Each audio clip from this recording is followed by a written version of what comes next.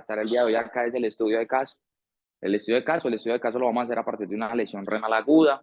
Mi nombre es Yasser Arana, yo soy médico residente de medicina interna. El asesor para la charla fue el doctor David Vélez, internista pues de el San Vicente. Eh, bueno, empecemos entonces.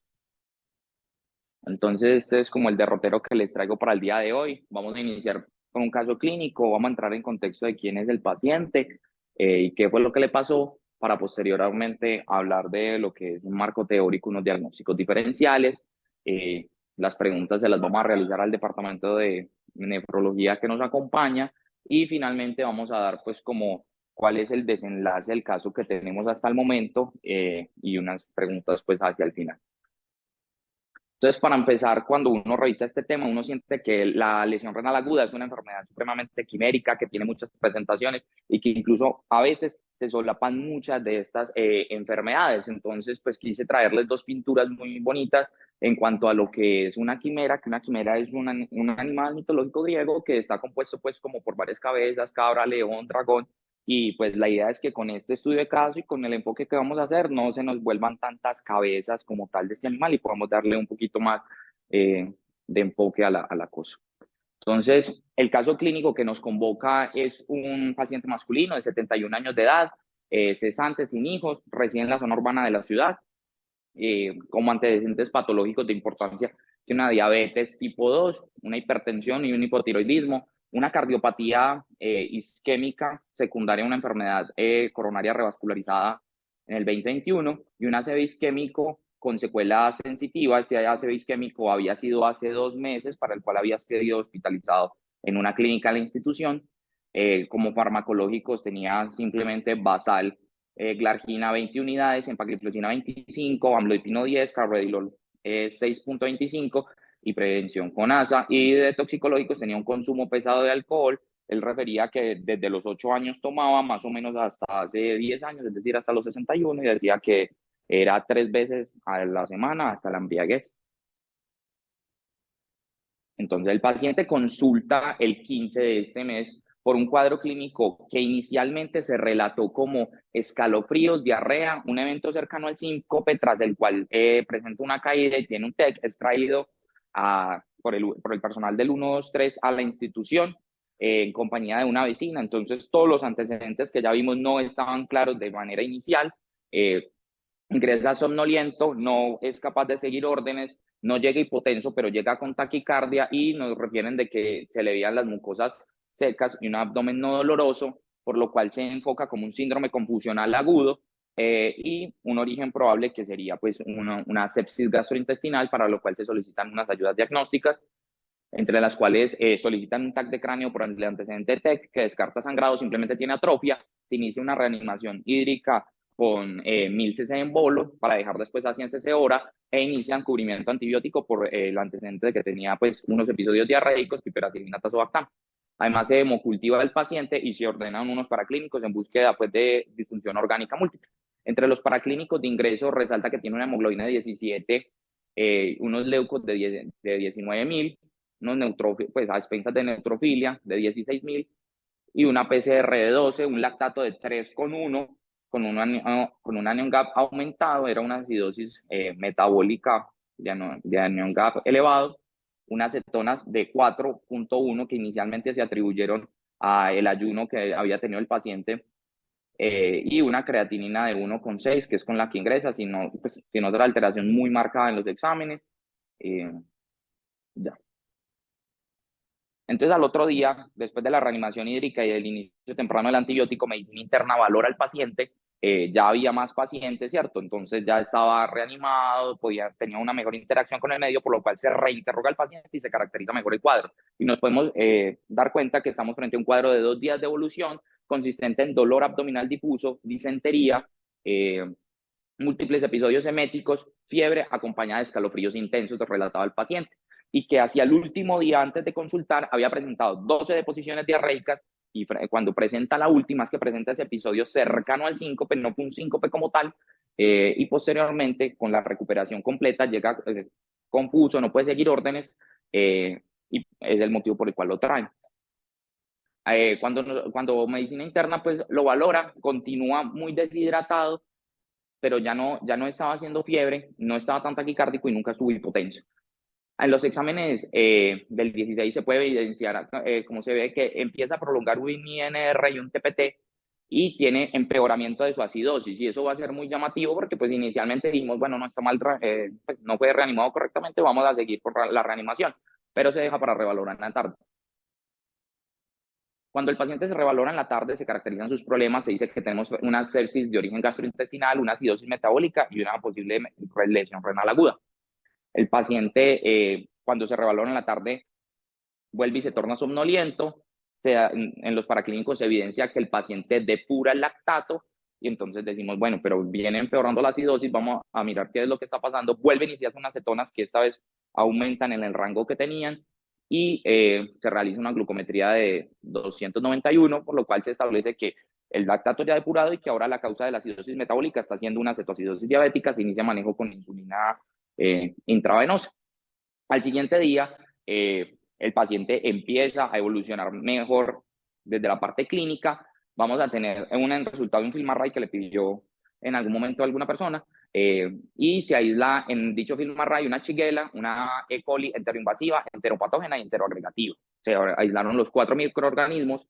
El paciente ya había depurado lactato, ya las cetonas venían negativas, sin embargo la acidosis persistía, por lo cual establecimos que podía ser por las pérdidas gastrointestinales y por la lesión renal aguda que se encontraran perpetuando esto.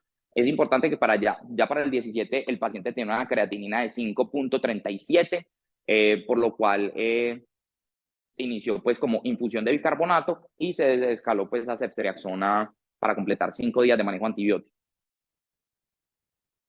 Listo. Entonces, como sigue la evolución, él resuelve su cetoacidosis diabética muy temprano, al día y medio más o menos, ya se suspende la glucosa y se suspende el aporte pues de insulina, el pH y las cetonas mejoran, el paciente está tolerando vía oral y sin embargo sigue con mucha acidosis. Se solicita un control paraclínico y se interroga y se llama nefrología para que ellos nos ayuden si el paciente de pronto necesitaría un inicio de terapia de reemplazo renal, dada la cifra en la que estaba. Teníamos una evolución de que para este entonces ya había caído una hemoglobina, había ingresado con 17 y en este momento teníamos 12, las plaquetas habían pasado de 263.000 a 112.000 y teníamos un uroanálisis en el cual quisiéramos destacar que empezaba a tener una hipostenuria, tenía hematuria pero en este momento tenía sonda, por lo cual se decide extraer la sonda del paciente. Entonces se establecen como dos teorías y es, bueno, listo, el paciente le cae la hemoglobina y le caen las plaquetas, ¿entre qué escenario estaremos? Entonces, ¿será que vienen cayendo realmente por una patología que tenemos, como ya las vamos a discutir ahora? ¿O realmente este paciente entra hemoconcentrado y lo que estamos viendo son sus basales? Y un poquito muy de la mano con esa teoría, entonces la siguiente pregunta es, ¿por qué sus basales son una trombocitopenia? Y pues no tenía anemia, pero ¿por qué tendría trombocitopenia? Entonces, una vez nos hacemos esa pregunta en la ronda, vamos a ir a manejar un umbral más bajo cuando se realiza el paciente y vamos a ir a buscar causas. Cuando se habla un poquito de lo que es una posible trombocitopenia inducida por heparinas, porque tuve el antecedente hace 2 meses de haber estado expuesto, sin embargo, le da baja probabilidad del score de las 4T. Y entonces se va y se miran otra vez los paraclínicos de manera detenida. Estábamos viendo que estaba prolongando un INR, un TPT también, que tenía una elevación de las transaminasas, pero no eran todas juntas, era una elevación más de AST sobre ALT.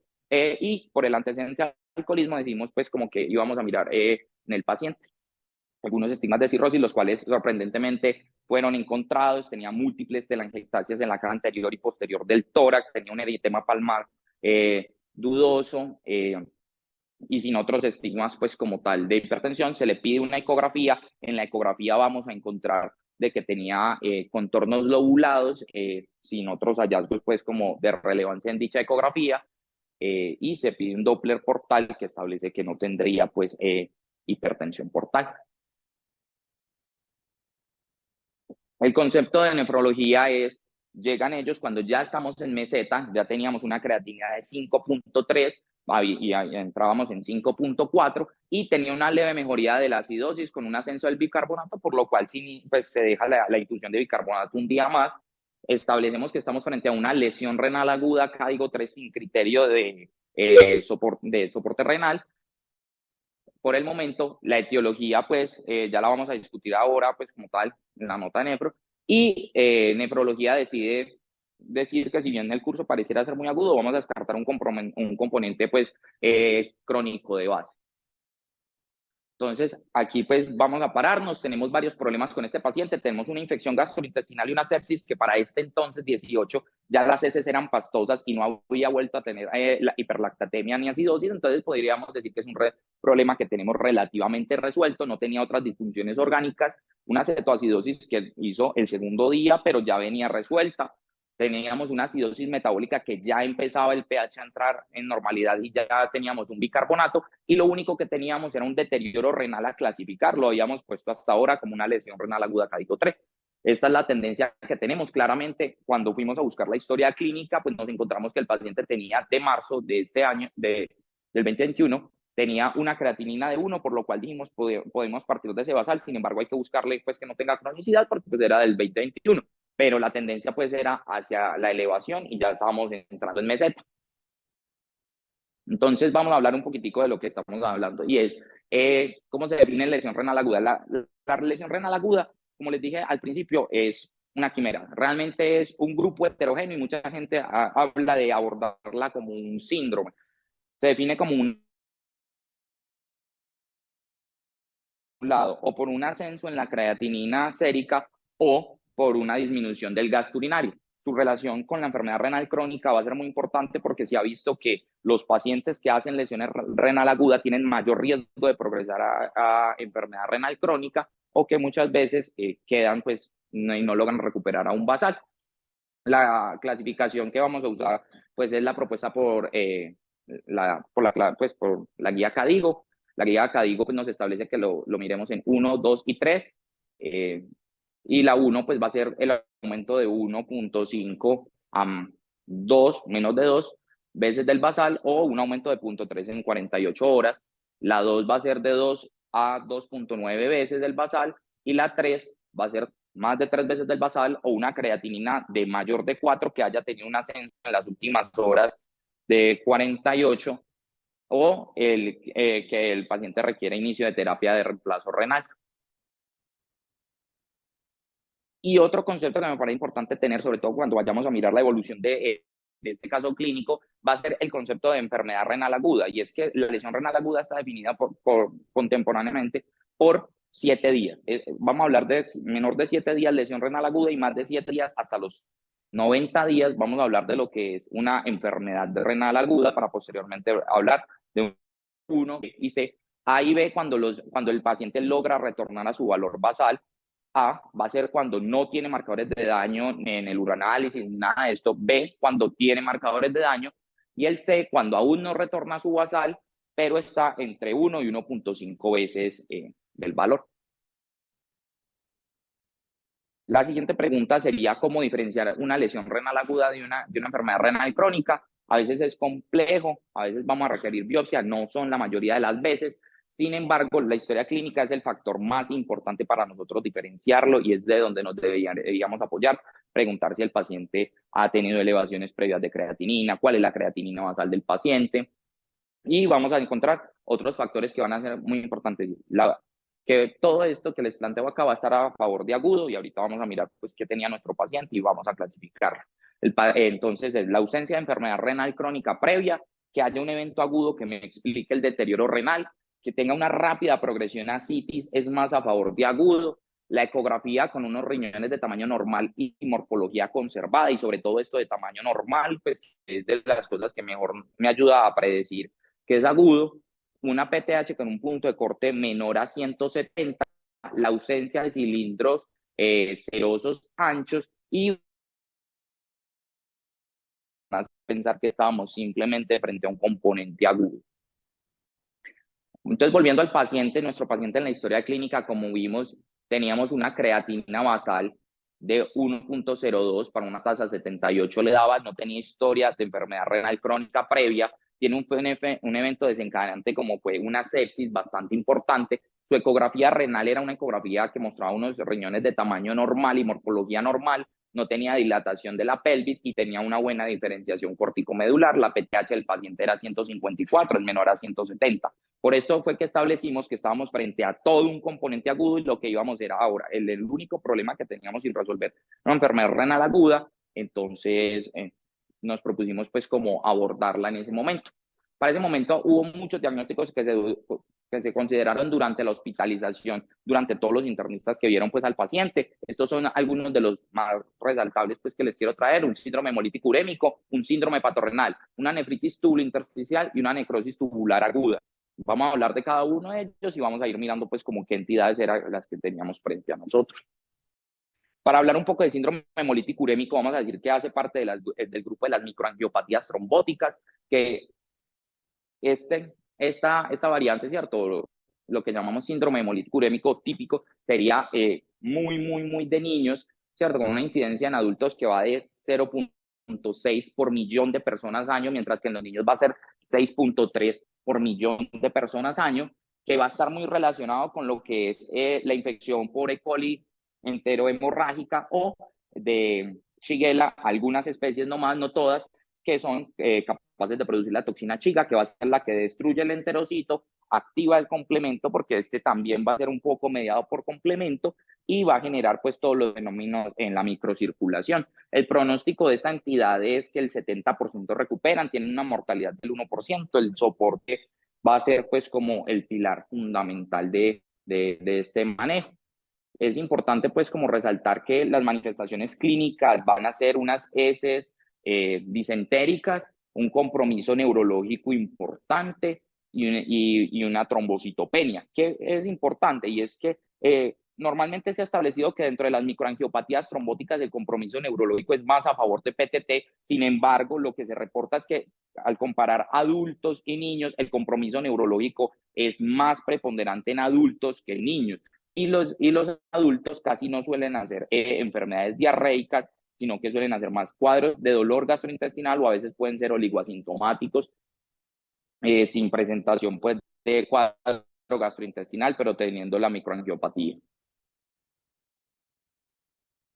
Entonces, entrando en el contexto del paciente, ¿qué tenía a favor mi paciente? Tenía que tuvo una diarrea, que tuvo disentería, el aislamiento que encontramos en el Film-Array, ¿cierto? Y que tuvo una caída de la hemoglobina y una trombocitopenia, pues, pero ya digamos que pudiera ser tendencias o no. Sin embargo, ¿qué tenía en contra cuando trató de abordarse este diagnóstico? Que no tenía marcadores de hemólisis, la aptoglobina fue negativa, la bilirrubina fue negativa, tenía un extendido de sangre periférica 2, contaba con 2 extendidos de sangre periférica sin esquistocitos y esos extendidos de sangre periférica fueron revisados en laboratorio. La edad del paciente está en contra de que sea esta entidad y que el paciente se veía clínicamente estable, porque se suele asociar que estas microangiopatías trombóticas son de paciente críticamente enfermo. Segunda entidad que pudiera haberse considerado fue un síndrome hepatorrenal. El síndrome hepatorrenal es importante, que es una de las causas de deterioro renal del paciente cirrótico, no la única, que va a ser un paciente que tiene cirrosis y que tiene ascitis, y más o menos el 40% van a desarrollar a 1 y a 5 años síndrome hepatorrenal, del 20 al 40%, que es importante aquí. Y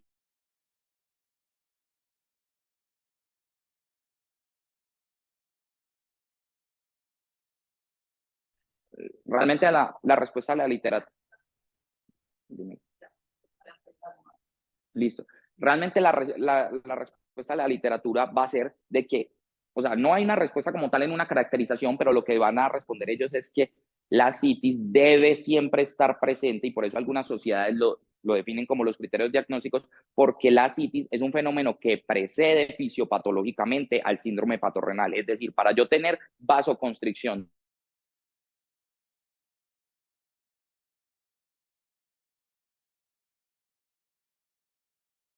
se estimaría mucho. Para hablar de cosas grandes sería una hipertensión portal secundaria pues, a cualquiera de las causas, que va a generar una cardiopatía cirrótica bajo gasto. Esto se censa como un flujo renal efectivo disminuido. Hay un feedback tubulo glomerular afectado que va a generar un aumento del tono pues, del síndrome del sistema renina-angiotensina-aldosterona, que va a terminar pues causando una vasoconstricción renal. Los diagnósticos diferenciales y lo que siempre debemos tratar de descartar es una NTA, y por eso es que nos van a pedir, bueno, cuando usted tenga una posible sospecha, primero dele prueba de albúmina con 2 días, y si mejora, pues probablemente sea una NTA, mientras que si no mejora, eso ya sería un criterio diagnóstico para nosotros poder hablar de un síndrome hepatorrenal. Hay otros criterios diagnósticos que serían importantes, como tener ausencia de shock, pero cuando nos hablan de ausencia de shock, no es que el paciente no haya tenido shock, es que el paciente no se encuentre chocado en ese momento, que no tenga marcadores de daño pues, renal, ni en ecografía, ni proteinuria, ni hematuria, que no tenga drogas nefrotóxicas, y que presente un incremento, pues, como ya lo definimos pues, de manera inicial en la charla. Entonces, a favor del síndrome hepatorrenal teníamos que el paciente le documentamos una cirrosis. Sin embargo, en contra es que el paciente había tenido shock y tenía una entidad pues, que era más probable, que no se hizo la prueba con albúmina, entonces no podríamos catalogarlo como tal porque estamos viendo que es un diagnóstico de exclusión, que el paciente no tenía hipertensión portal en el Doppler, no tenía ascitis tampoco, y pues sin ascitis, lo que dijimos, el diagnóstico se desestima. Para hablar de nefritis tubulointersticial, que sería otro diagnóstico importante a considerar en el paciente, es importante tenerla siempre en la cabeza porque es una enfermedad subdiagnosticada, es una enfermedad que deberíamos manejar un umbral un poco más bajo para poder llegar a ella. Cuando uno la lee, le dicen que el pronóstico es muy bueno siempre y cuando usted logre diagnosticarla a tiempo y le dé un tratamiento oportuno, y que si a usted se le pasa, tiene la enfermedad renal crónica respirándole en la nuca, está muy cerca, ¿cierto? El 70% son secundarias a fármacos, el 30% van a estar dadas por infección, herbales y otro tipo de entidades.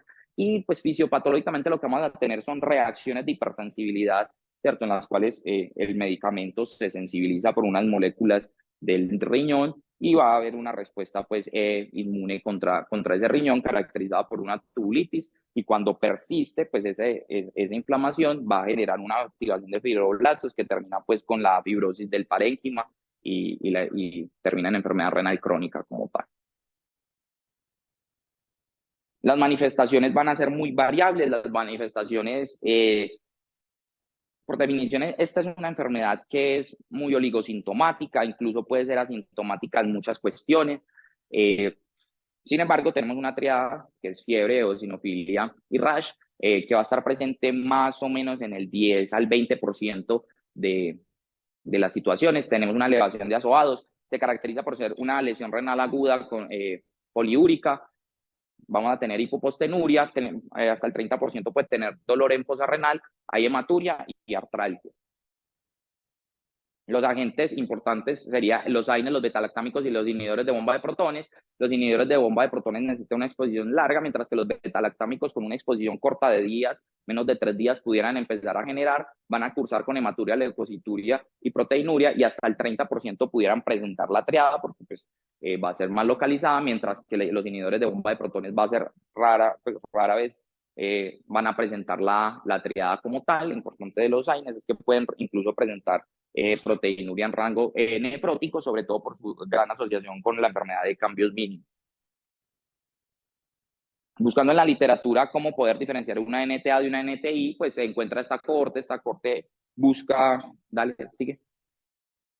Es una corte prospectiva, cogen unos pacientes que tenían lesión renal aguda e iban a ser llevados a biopsia. Ellos lo que hacen es que van a mirar en estos pacientes qué características clínicas tenían, qué características paraclínicas tenían, y sobre todo les miden unos marcadores que no tenemos disponibles nosotros, y IL-17 y un montón de estos marcadores, para saber cuáles de estos marcadores podrían ayudar a diferenciar. Yo les traigo simplemente la caracterización clínica porque hubo cosas que me llamó la atención. Estamos de acuerdo con que son Ns muy bajitos, sin embargo, es para resaltar que la mayoría, o sea, que no hubo en el grupo de NTI pacientes con cirrosis, mientras que todos los pacientes con cirrosis se ubicaron en NTA, y pues cuando ellos usan la prueba de P, se muestra que son pues como hallazgos que no son debidos al azar. Además, la NTI se diferencia de la NTA porque ellos tenían más eosinófilos en sangre periférica, Y otra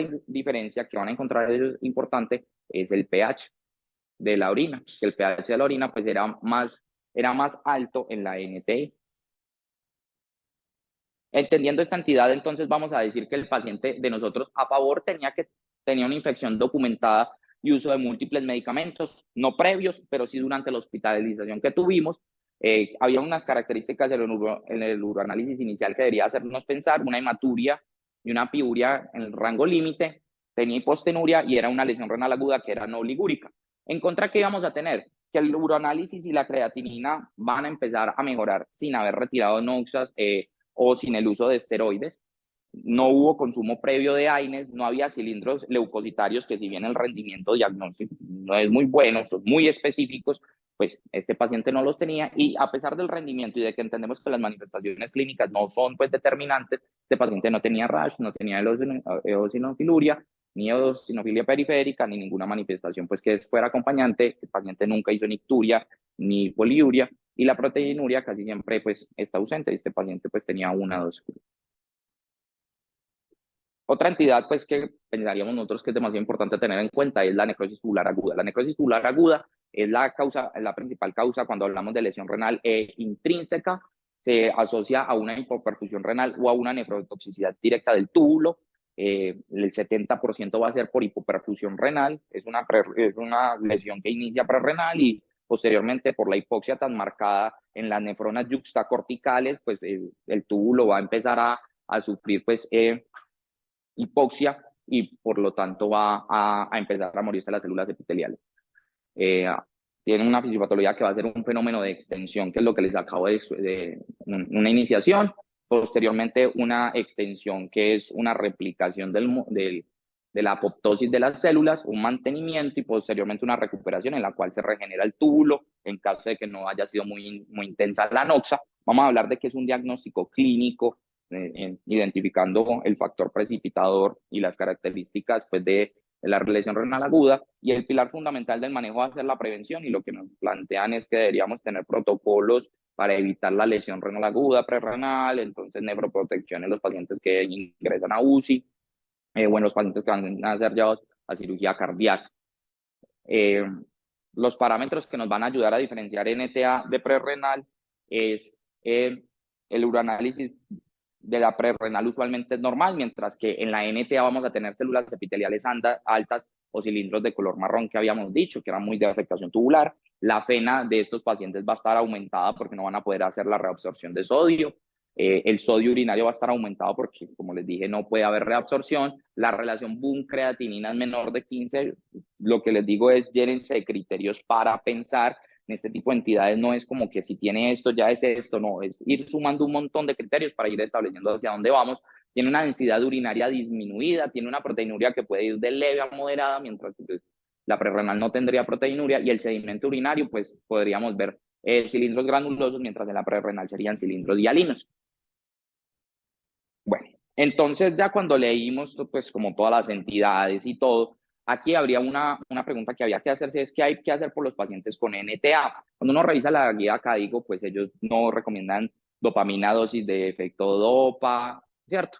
Y dentro de las recomendaciones de la CADIGO del 2012, dicen que los péptidos natriuréticos atriales no se recomiendan, y ellos lo dan basados en una recomendación de que los péptidos natriuréticos, los dos estudios más grandes, no mostraron beneficios, y los beneficios han sido demostrados en estudios más pequeños o con un poder estadístico menor, por lo cual ellos no lo recomiendan de manera rutinaria. Sin embargo, este es un metaanálisis publicado en el 2019, es una revisión sistemática de un metaanálisis que solo incluye RCT, incluyó 18 RCTs, entre los cuales incluyó 16 de prevención como tal y 2 de tratamiento de NTA. Va a mirar una intervención que va a ser péptido natriurético a menos de 50, bajas dosis, porque se demostró también con la guía CADIGO de que las altas dosis se asocian mucho a hipotensión y son más los riesgos que los beneficios, y los van a comparar contra el placebo o el cuidado estándar. El desenlace primario que miraron fue incidencia de lesión renal aguda, y los desenlaces secundarios que miraron fueron mortalidad intrahospitalaria, necesidad de terapia de reemplazo renal, la estancia hospitalaria medido en días, requerimiento de UCI.